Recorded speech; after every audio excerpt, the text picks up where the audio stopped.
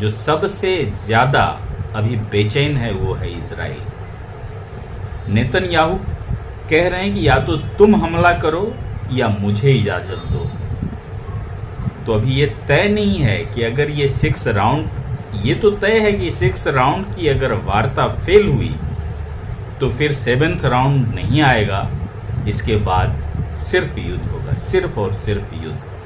ये देखने वाली बात होगी कि इस युद्ध को अमेरिका लीड करता है या इजराइल। दूसरी तरफ ईरान ने धमकी दी है कि अगर उसके साथ कोई भी जोर जबरदस्ती हुई, उस पर हमला हुआ, तो वो पीछे नहीं हटेगा, रिटेलिएट करेगा और जितने भी अमेरिकी बेस हैं मिडिल ईस्ट में सबको ध्वस्त कर देगा।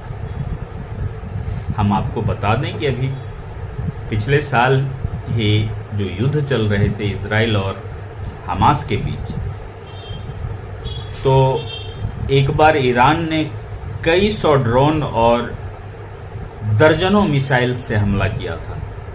हालांकि सबको इंटरसेप्ट कर लिया गया, इजराइल में गिरने नहीं दिया गया किसी को।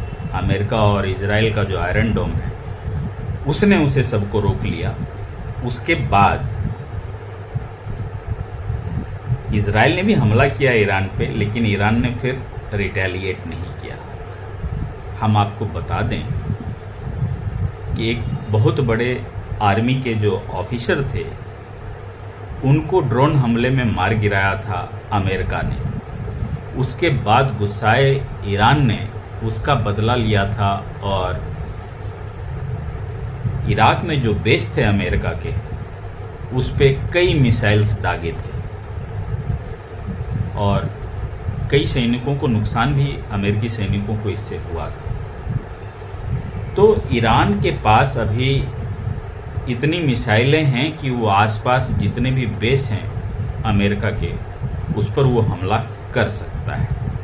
लेकिन अब घड़ी की टिक टिक शुरू हो चुकी है। दरअसल एनरिचमेंट में, यूरेनियम के एनरिचमेंट में ईरान इतना आगे निकल चुका है कि अब समझिए कि सब चीज़ बैन भी कर दे, अगर इस फेज पे है ईरान कि यहाँ से उसको एटम बम बनाने में कुछ महीने लगेंगे या 1 साल के अंदर आप कहें तो वो एटम बम तैयार कर सकता है। इस लेवल पे वो पहुंच गया है।